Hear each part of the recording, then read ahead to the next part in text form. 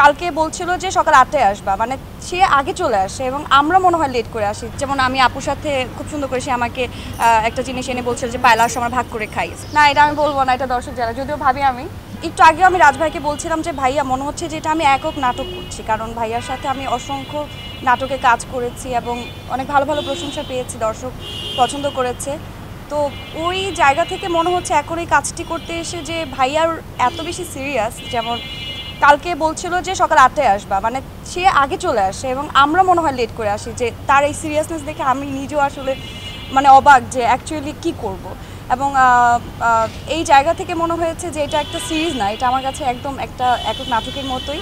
এবং কাজ তো কাজই, আমার কাছে সব কাজই সবসময় সমান, সেটা সিরিজ হোক, সেটা ধারাবাহিক নাটক হোক, সেটা এমনিতে একক নাটক হোক, কিংবা সেটা যেটাই হোক না কেন, আমার কাছে কাজটা মূল বিষয়।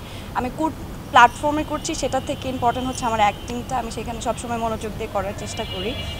ওই জায়গা থেকে আসলে আমার এই কাজটি করার, এবং অসম্ভব সুন্দর একটি সুইট গল্পটির নাম হচ্ছে আমাদেরই গল্প। এবং আপনারা এই নামের মধ্যে কিন্তু বুঝতে পারছেন যে এটার মধ্যে আসলে আমাদের সবার মিল আছে। সবাই যখন দেখবেন কেউ না কেউ মিল পাবেন আপনাদের নিজেদের চরিত্রের সাথে কিংবা নিজেদের ফ্যামিলির সাথে। সো এখানে আমার চরিত্রটি আই থিঙ্ক যে মানুষের পছন্দ হবে। আমি চেষ্টা করছি যে আমার জায়গা থেকে আমার বেস্ট ট্রাইটা করার। ভাইয়া যেভাবে বলছে, রাজভাই এখানে আছে এবং আমার সাথে আছেন অনেক গুণী অভিনেতা অভিনেত্রীরা আছেন, তারা আমার থেকে অনেক শ্রদ্ধেয় এবং সিনিয়র, এবং আমি চেষ্টা করছি আসলে ভালোভাবে করার। এবং আমার চরিত্রটির নাম হচ্ছে মেহেরিন, তো নামটি খুব মিষ্টি। এবং এর পাশাপাশি আমার মনে হয় ভাই আমাকে বলছিল পায়েল তোমার টোলের জন্য আমি নিয়েছি। সো হোপফুলি দর্শক পছন্দ করবে এবং দেখা যাক, না আসুক, তারপরে দেখা যাক কী হয়। আর এটা দর্শক জানে আসলে। না, এটা আমি বলবো না, এটা দর্শক জানে, যদিও ভাবি আমি। তো দেখছি দর্শক কীভাবে না এটা।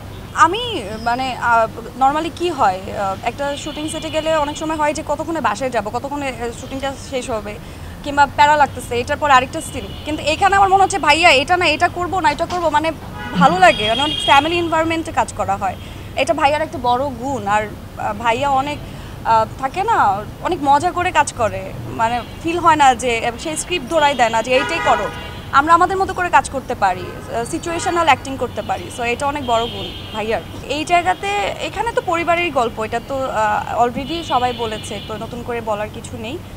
আর ঘাটতি বলতে আমি কিছু পাচ্ছি না, ঠিকঠাক আছে, একদম প্রপার আছে, মানে যা হওয়া উচিত তার থেকে বেশি আছে আমার মনে হয়।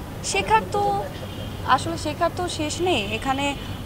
একটা প্লাস যে এখানে অনেক গুণী অভিনেতা অভিনেত্রীরা আছেন যারা আমার থেকে অনেক সিনিয়র, এবং এখানে রেগুলার কাজ করছি, একটা পরিবার হয়ে গেছে এখানে অলরেডি, সবার সাথে একটা ভালো সম্পর্ক হচ্ছে। কাজেরও বাইরে আমরা, যেমন আমি আপুর সাথে খুব সুন্দর করে সে আমাকে একটা জিনিস এনে বলছিল যে পায়লার সময় ভাগ করে খাই। সো এটা একটা বন্ডিং যে তৈরি হচ্ছে, এবং শেখার তো মানে বয়স থাকে না এবং শেষও থাকে না, তো শিখছি।